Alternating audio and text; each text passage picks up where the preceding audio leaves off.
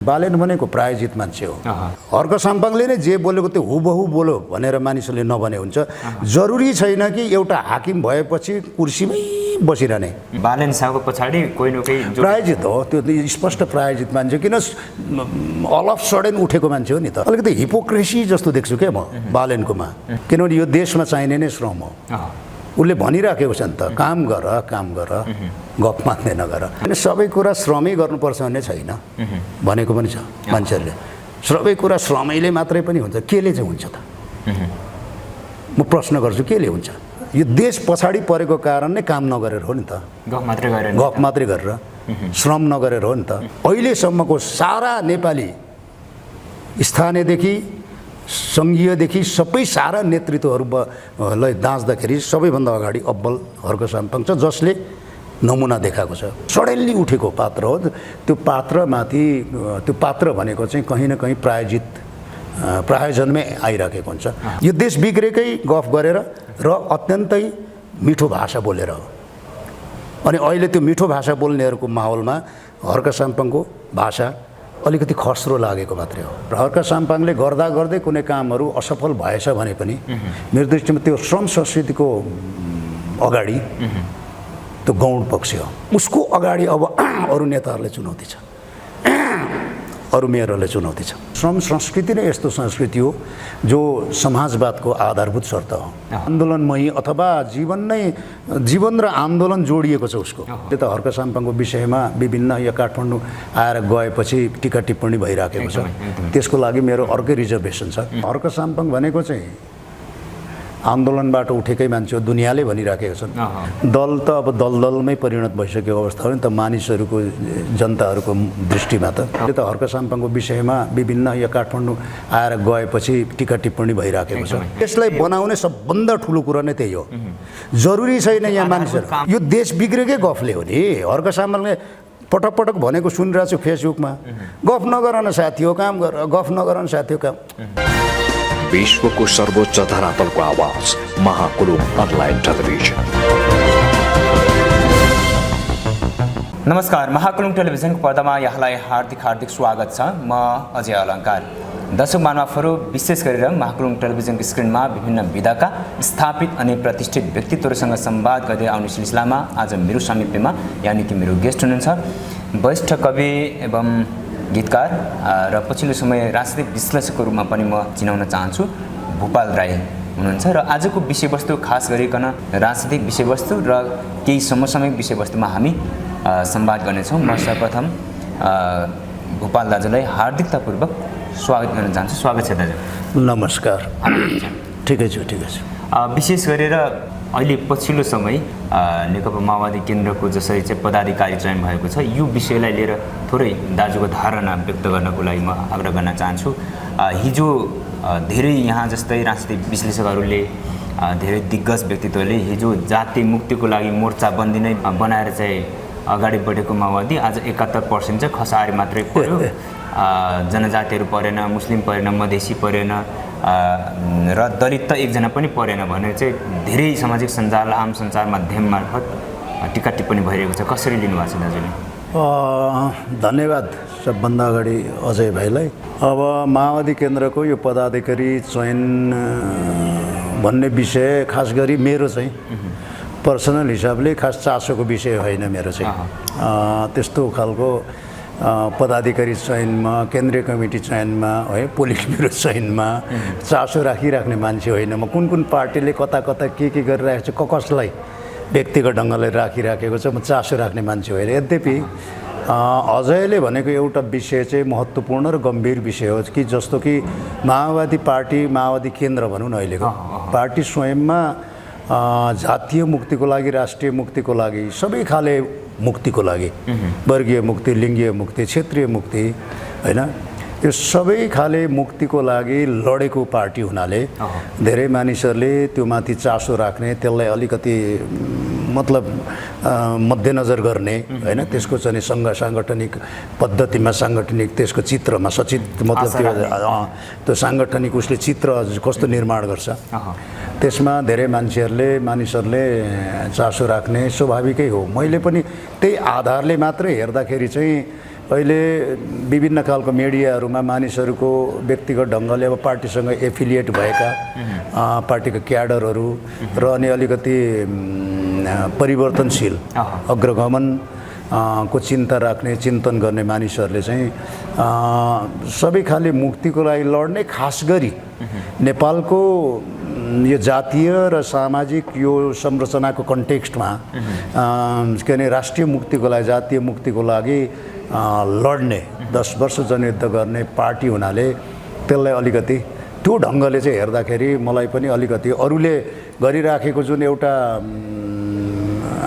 मतलब टिप्पणी छ नि अथवा आलोचना भनौँ अथवा आकलन भनौँ, यो पार्टीले चाहिँ यसो गरे राम्रो हुन्थ्यो भन्ने आकलन, त्यो स्वाभाविक रूपले मलाई पनि छ। र त्यो हिसाबले हेर्दाखेरि यो पदाधिकारी चयनमा अजयले भने जस्तो खस आर्यको चाहिँ एउटा वर्चस्व रहने, किनभने सारा चाहिँ राज्य सत्ताको सञ्चालनमादेखि लिएर राज्य सत्ताको सारा कम्पोनेन्टहरूमा संयन्त्रहरूमा जहीँ तहीँ खस आर्य मात्रै एक छत्र, अहिले पनि गणतन्त्र नेपालमा पनि एक छत्र त्यो खसारेको खसारे मात्रै हाबी भएको अवस्थामा पार्टीमा पनि अग्रगमन चाहने, परिवर्तनको लागि लड्ने पार्टीमा पनि यो भयो भन्ने खालको जुन टिका टिप्पणी छ त्यो स्वाभाविक लाग्छ मलाई, किनभने सबैले आशा गरेको पार्टी त माओवादी केन्द्र नै थियो नि त। जस्तो त्यो आधारले मलाई पनि के लाग्छ भने एउटा समानुपातिक समावेशी मुद्दा को लागि लड्ने पार्टी खुद माओवादी पार्टी त उसले चाहिँ व्यवहारमा पार्टी सङ्गठनको निर्माणमा किन त्यो मुद्दालाई चाहिँ अब कार्यान्वयन गरेन भन्ने चाहिँ अब मलाई पनि लाग्ने नै हो, अब धेरैलाई लागेको छ। यो पार्टीभित्रकै केही जिल्ला स्तरका, प्रदेश स्तरका र चाहिँ केन्द्रीय स्तरका नेताहरूले पनि माओवादी केन्द्रका पार्टीभित्रैका व्यक्तिहरूले पनि टिप्पणी गरिसकेका छन् यतिखेर। मैले सुनिराखेको छु, हेरिराखेको छु। हिजोको माओवादी आज रहेन, 1-2 दिन बिचमा मैले पनि हेरिराखेको छु, अब अनलाइन मिडियाहरूमा हेरिराखेको छु, धेरै मानिसहरूको टिप्पणी आइराखेको छ।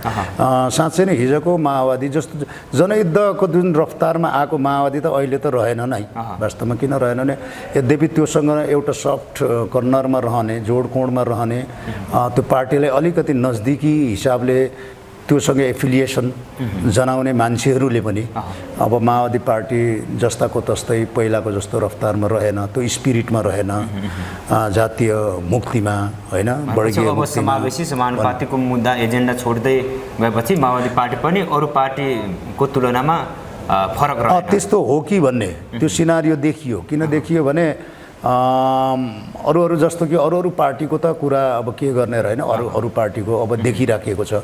त्यस्तै पार्टी अरू पार्टीले गरेकै जस्तो यसले पनि गर्छ भने अब यो माओवादी पार्टीले पनि पहिलाको जनयुद्धको जुन स्पिरिट छाडेको हो कि त्यो मुद्दाहरू सबै छाडेर यो पनि अब अरू पार्टी जस्तै एउटा संसदवादी भाषमा भासिएको हो कि भन्ने शङ्का त छ नै, त्यो देखिन्छ। किनभने पार्टीको संरचनामा मैले पनि हेर्दाखेरि अरूले गरिराखेको टिप्पणीमा त्यो यथार्थ देखिएको छ। भनेपछि माओवादी पार्टी अब पतनको बाटोतिर लाग्यो होइन, यो एक्सिडेन्ट हुनबाट बच्नको लागि चाहिँ पार्टीले अब के गर्नुपर्छ, यहाँको धारणा के छ? मेरो धारणा त के भने क्रान्तिकारी अथवा परिवर्तनकामी पार्टीहरूले पार्टीको संरचना र पार्टीको निर्माणमा त्यसको संरचना जे छ नि त्यो आमूल परिवर्तन गर्नुपर्छ, पुनर्संरचना गर्नुपर्छ होइन। सबै तह तबकाहरूमा जातीय समावेशिता देखाउनुपर्छ, क्षेत्रीय समावेशिता देखाउनुपर्छ, महिलाहरूको जुन एउटा 33%देखि होइन को जुन एउटा मुद्दा छ त्यसलाई चाहिँ व्यवहारिक रूपले कार्यान्वयन गर्नुपर्छ भन्ने लाग्छ। किनभने एउटा कुरा चाहिँ के भने पार्टीको हिसाबले होस् कि नेपालको राज्य सत्ता सञ्चालन गर्ने संयन्त्रहरूमा कुन जातिको वर्चस्व छ भन्ने हिसाबले हेर्ने भने त्यहाँ सबै मानिसहरू योग्यताकै आधारले मात्रै पुगेको देखिँदैन,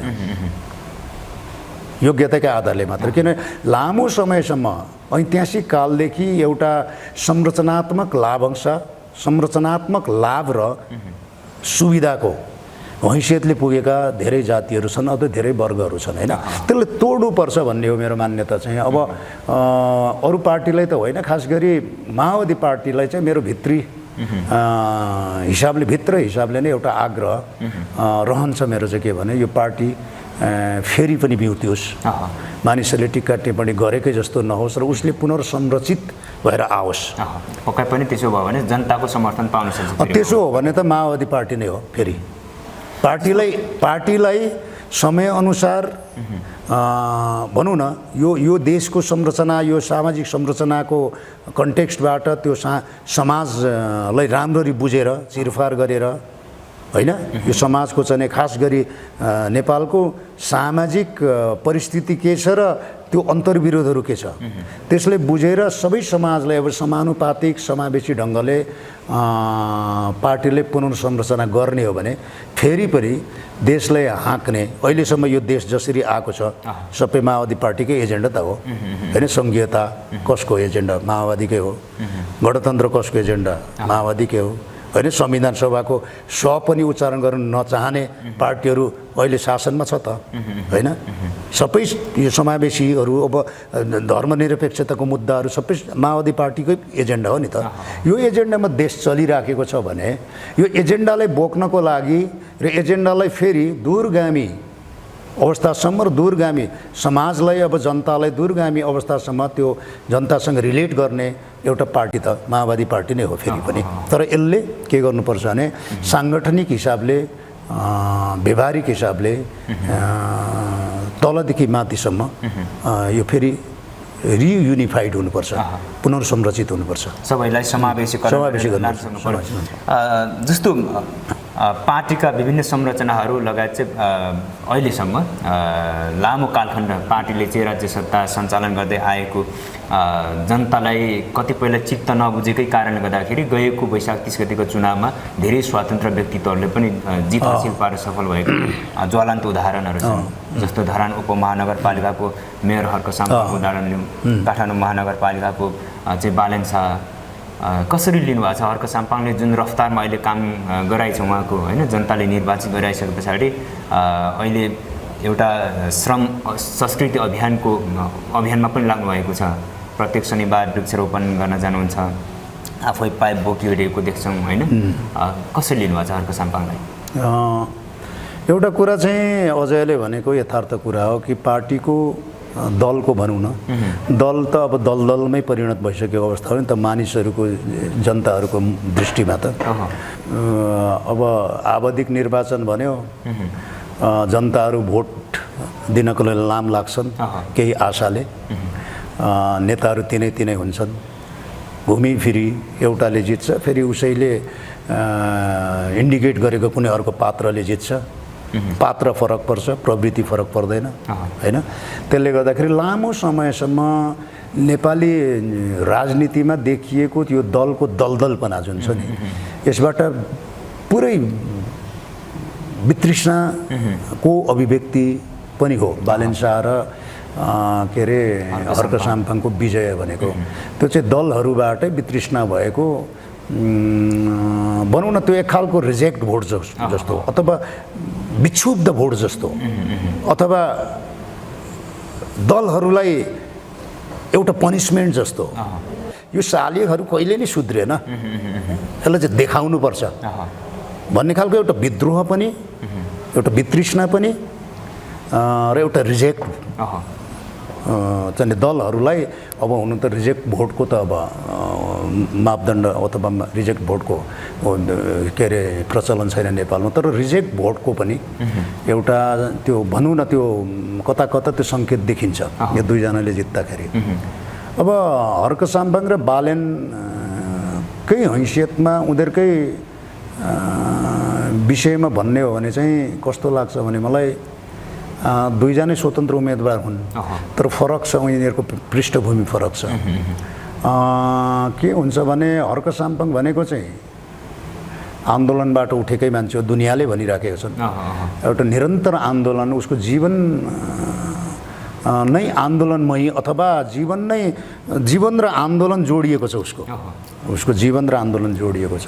त्यो ढङ्गले उठेको मान्छे बालेन शाह भनेको चाहिँ स्वतस्फूर्त होइन कि कस्तो लाग्छ भने मलाई छोटो शब्दमा भन्यो भने हुन त अब बालेनको विषयमा अब नकारात्मक बोल्यो भन्छन् होला मान्छेले, तर यथार्थ कुरा के हो भने बालेन भनेको प्रायोजित मान्छे हो।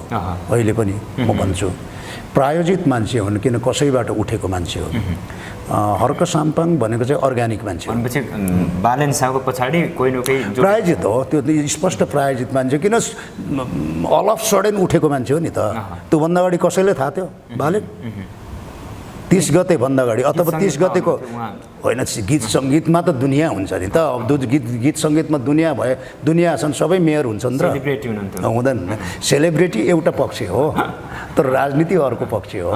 अब बालेन शाह चाहिँ अब जस्तो कि त्यो स्थानीय निर्वाचनको पेरिफेरी भन्दा अगाडि पछाडि कसैले थाहा थियो त? थाहा थिएन नि। त्यो त अल अफ सडनली उठेको पात्र हो। त्यो पात्रमाथि त्यो पात्र भनेको चाहिँ कहीँ न कहीँ प्रायोजनमै आइराखेको हुन्छ। एउटा भनौँ न मिडियाहरूको प्रायोजनमा होला, कुनै एउटा भेस्टेड इन्ट्रेस्ट भएका तह तब्काका प्रायोजित होला, अथवा एउटा अहिलेको चाहिँ काठमाडौँभित्रको चाहिँ युवावर्गहरूको एउटा इन्ट्रेस्टको प्रायोजन होला। त्योबाट उठेको मान्छे हो। तर हर्क साम्पाङ चाहिँ मलाई के लाग्छ भने त्यो अर्ग्यानिक मान्छे हो। अर्ग्यानिक यो अर्थले कि एउटा आन्दोलन मुभमेन्टसँग पनि जोडिएको, अर्को स्थानीय निर्वाचनको मूल्य मान्यतासँग। स्थानीय निर्वाचन भनेको त के हो? स्थानीय मूल्य मान्यता पनि हो नि त, स्थानीय संस्कृति पनि हो नि त, स्थानीय इतिहास पनि त हो नि त। सबै कुरासँग जोडिएको त्यही स्थानीय माटोको मान्छे हो। त्यसले गर्दाखेरि यिनीहरूको दुईजनाको काम गर्ने शैली पृथक भइ नै हाल्छ। अनि अर्को कुरा हर्क साम्पाङले चाहिँ आन्दोलन मात्रै होइन, उसँग उसको जीवन बाँच्ने जुन जीवनयापनसँगै जीविकोपार्जनसँगै जोडिएको अर्को संस्कृति रहेछ उसको श्रम संस्कृति। मैले एउटा फेसबुक स्ट्याटस पनि लेखेको थिएँ, श्रम संस्कृति नै यस्तो संस्कृति हो जो समाजवादको आधारभूत शर्त हो। र हर्क साम्पाङलाई मैले के भनेको छु भने, हुन त अहिले त हर्क साम्पाङको विषयमा विभिन्न यहाँ काठमाडौँ आएर गएपछि टिका टिप्पणी भइराखेको छ, त्यसको लागि मेरो अर्कै रिजर्भेसन छ। तर हर्क साम्पाङले गर्दा गर्दै कुनै कामहरू असफल भएछ भने पनि मेरो दृष्टिमा त्यो श्रम संस्कृतिको अगाडि त्यो गौण पक्ष हो। किनभने यो देशमा चाहिने नै श्रम हो। उसले भनिराखेको छ नि त, काम गर गफ मात्रै नगर।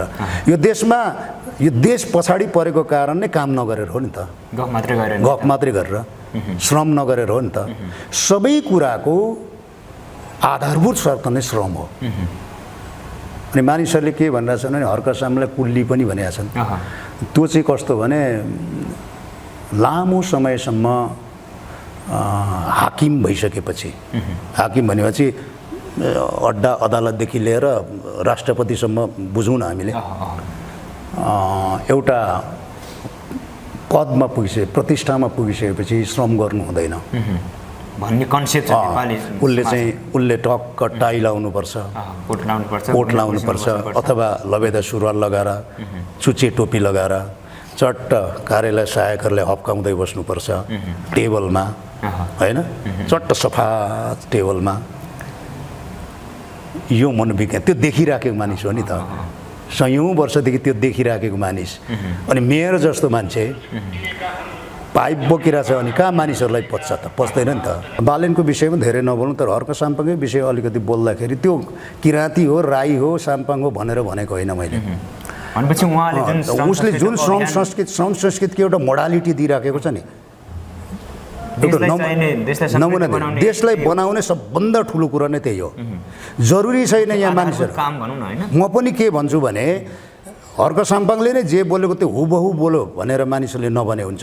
जरुरी छैन कि एउटा हाकिम भएपछि कुर्सीमै बसिरहने, जरुरी छैन। तर कतिपयले त यहाँ जस्तै राजनीतिक विश्लेषकहरूले, दिग्गज व्यक्तित्वले त मेयर साहबको काम भनेको त नीति निर्माण, त्यही म भन्दै थिएँ, त्यही हो। त्यो सामन्ती सोच हो।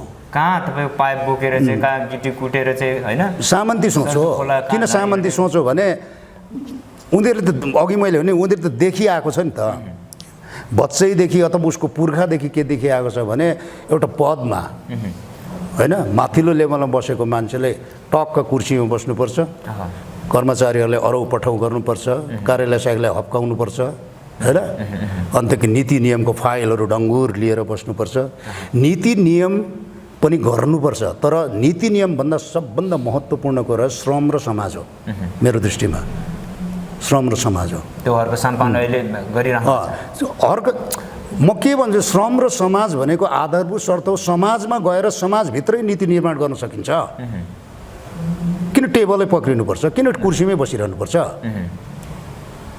श्रम गर्ने होइन, सरदु खोलामा जाने, निशाने खोलामा जाने, ती समाज हुन्छ, समाजकै अगाडि नीति निर्माण गर्न सकिन्छ कि अब समाजलाई यसरी यो यो यो नीति निर्माण गरेर समाजलाई अगाडि बढाउने भनेर त्यही नै बनाउन सकिन्छ।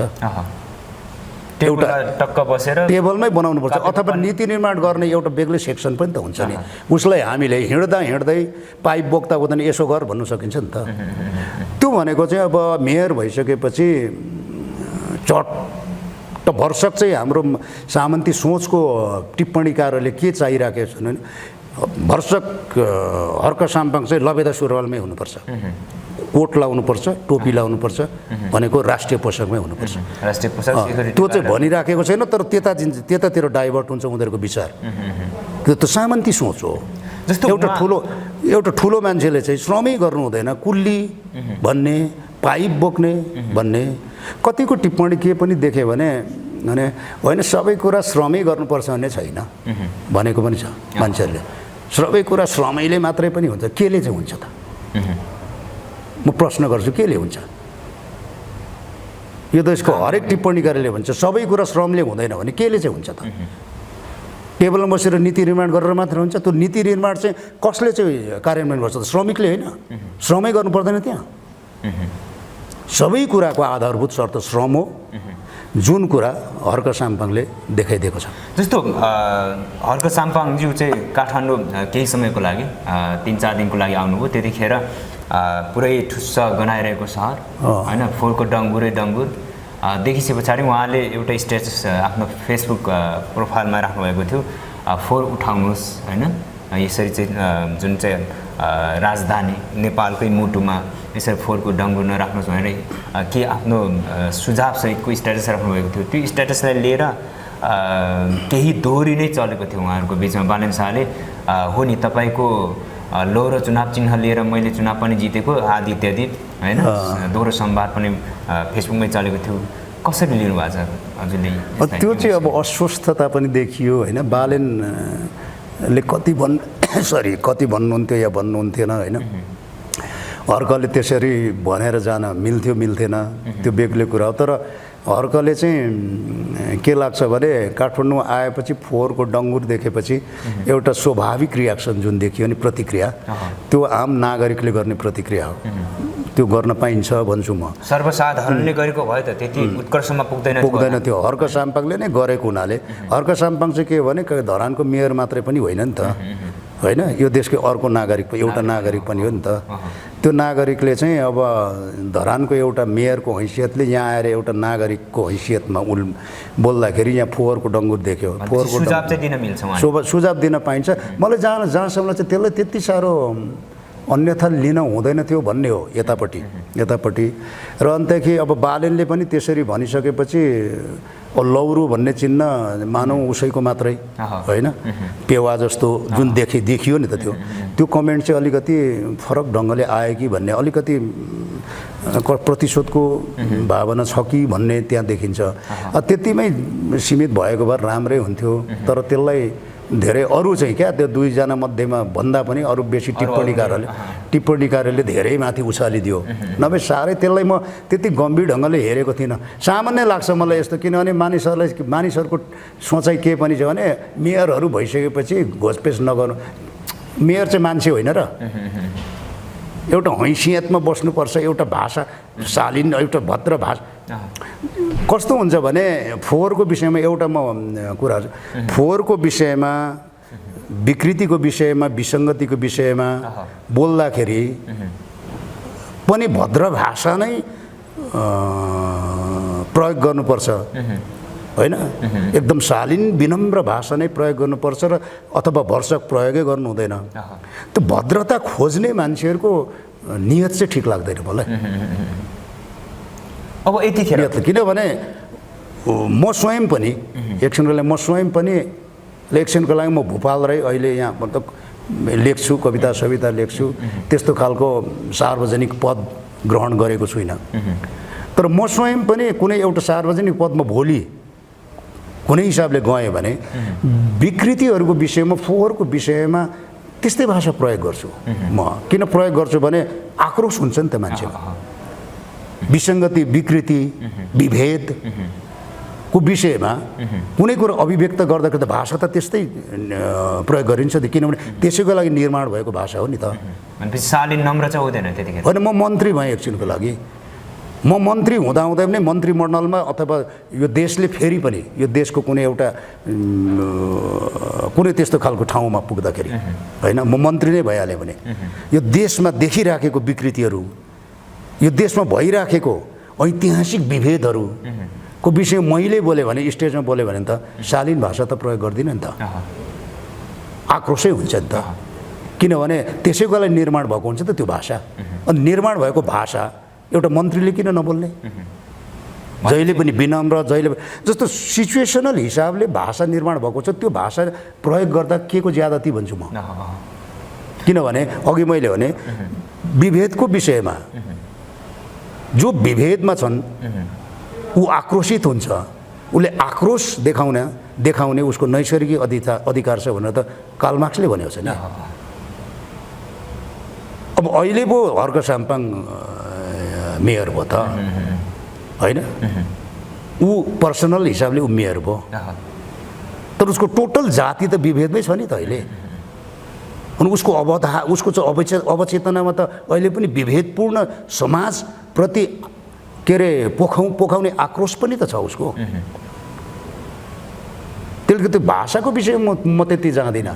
भाषा एउटा मेयरले त्यस्तो बोल्नु हुँदैन, एउटा मन्त्रीले त्यस्तो बोल्नु हुँदैन, कुटनैतिक हुनुपर्छ भन्ने मान्दिनँ म चाहिँ। अब अहिले ठ्याक्कै अन्तिममा जाँदै सटिकमा जस्तो हर्क साम्पाङले अहिले जुन लगभग उहाँहरू निर्वाचित हुनुभएको 100 दिनको एबोभ लगभग 100 दिन पुरा गरिसक्नु भएको छ।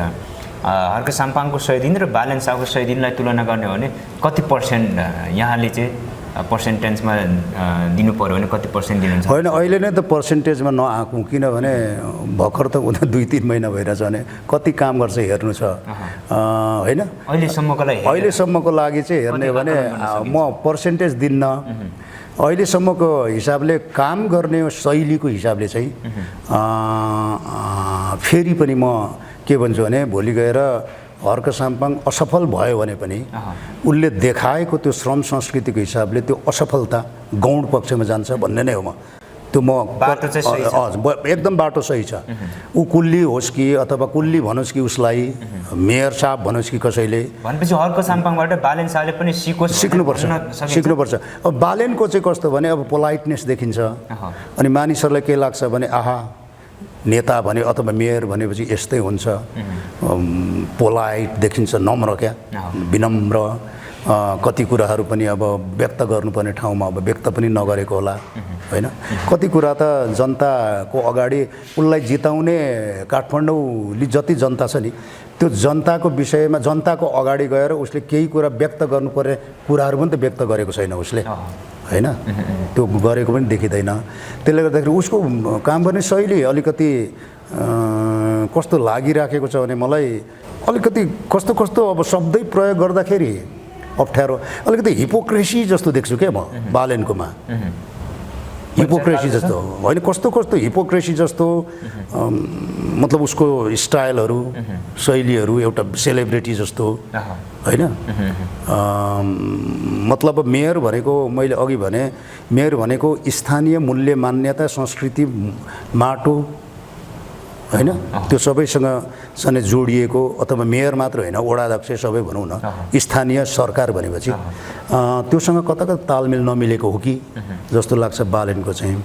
हर्कको चाहिँ मैले के भने उसको सबै कुरा असफल भयो भने पनि सबै कुरा खराब भए पनि एउटा पक्ष राम्रो छ, श्रम संस्कृति। मैले पटक पटक के भनेको छु भने, मैले योभन्दा अगाडि फेसबुक स्टाटसमा के लेखेको छु भने, हर्क साम्पाङ असफल होस् या सफल होस् मेरो लागि सरोकारको विषय भएन, होइन। तर उसले चालेको कदम सही छ। सफल होस् या असफल होस् त्यो मेरो सरोकारको चासोको विषय होइन।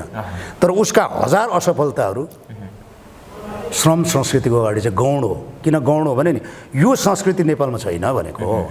यही संस्कृति चाहिँ चाहिन्छ कि देशमा समृद्ध हुनको लागि। देश समृद्ध हुनको लागि, देश समान हुनको लागि, सबै कुराको लागि समाजवाद भन्दैछु नि त। देशले समाजवादतिर उन्मुख गराउनको लागि सबैभन्दा आधारभूत शर्त श्रम नै हो भनिसकेको छु मैले। भने यही कुरा चाहिँ अहिलेसम्मको सारा नेपाली स्थानीयदेखि सङ्घीयदेखि सबै सारा नेतृत्वहरूलाई दाँच्दाखेरि सबैभन्दा अगाडि अब्बल हर्क साम्पाङ छ, जसले नमुना देखाएको छ कि यसरी देश बनाउनुपर्छ भनेर।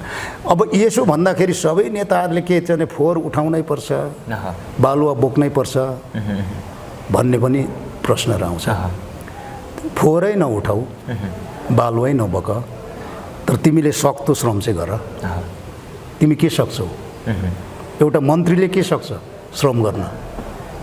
गएर लाल कार्पेट ओछ्याएर, लाल कार्पेटमा टक टक टक टक टक टक गएर, राष्ट्रिय पोसाकमा गएर ढाका टोपी ढल्काएर एउटा बिरुवा मात्र रोप्ने हो त मन्त्रीको काम?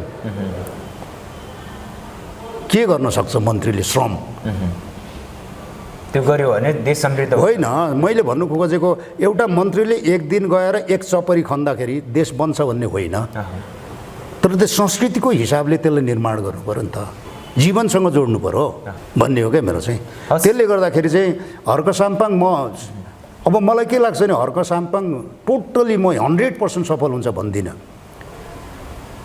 हर्क साम्पाङ सबैभन्दा असफल पनि हुनसक्छ है पछि गएर, किनभने धेरै खालका चाहिँ आयामहरू छ नि त एउटा मान्छे सफल हुनको लागि। त ती सबै आयामहरूले उसलाई चाहिँ एउटा मतलब प्रत्युत्पादक भयो होला अरू कुराहरू भने पनि म हर्क साम्पाङलाई अत्यन्तै खतम रहेछ चाहिँ किन भन्दिनँ भने उसले यो देशमै नभएको एउटा श्रम संस्कृतिको निर्माण गरिदियो। अहिले के लाग्छ भने मलाई अरू नेताहरूलाई, अरू मेयरहरू, अरूलाई चुनौती छ जस्तो लाग्छ मलाई। किन चुनौती थाहा छ? उसले जस्तै श्रम संस्कृतिको जुन एउटा चित्र हाम्रो अगाडि प्रदर्शन गरेको छ नि, त्यो उसको अगाडि अब अरू नेताहरूलाई चुनौती छ, अरू मेयरहरूलाई चुनौती छ। म पनि के लाग्छ भने अब देशमा चाहिँ यस्तै खालको संस्कृति निर्माण गर्नुपर्छ अनि मात्र देश बन्छ। मैले पनि मेरो ठाउँमा म त्यत्तिकै त्यो श्रमलाई काम गर्नुलाई चाहिँ अन्यथा लिनु हुँदैन, अन्यथा होइन, काम गर्नुपर्छ र मात्रै देश बन्छ, अनि मात्रै देश बन्छ। गफले मात्रै यो देश बिग्रेकै गफले हो नि। हर्क साम्पाङले पटक पटक भनेको सुनिरहेको छु फेसबुकमा, गफ नगर न साथी हो काम गर, गफ नगर न साथी हो काम। त्यसो त भन्नु पर्यो नि त गफाडीहरूलाई त। मै भन्छु गफ मात्रै नगर न, यो देश बिग्रेकै गफ गरेर र अत्यन्तै मिठो भाषा बोलेर। अनि अहिले त्यो मिठो भाषा बोल्नेहरूको माहौलमा हर्क साम्पाङको भाषा अलिकति खस्रो लागेको मात्रै हो, रफ जस्तो लागेको मात्रै हो, नभए अन्यथा बोलेको छैन उसले। हस्, यहाँको महत्त्वपूर्ण यो संवाद र समयको लागि विशेष धन्यवाद दिन चाहन्छु। ल धन्यवाद अजय भाइ र अजय भाइले चलाएको महाकुलुङ टेलिभिजन र सबै टेलिभिजनसँग जोडिएकाहरू सबै सदस्यहरूलाई धन्यवाद। हस्, थ्याङ्क यू।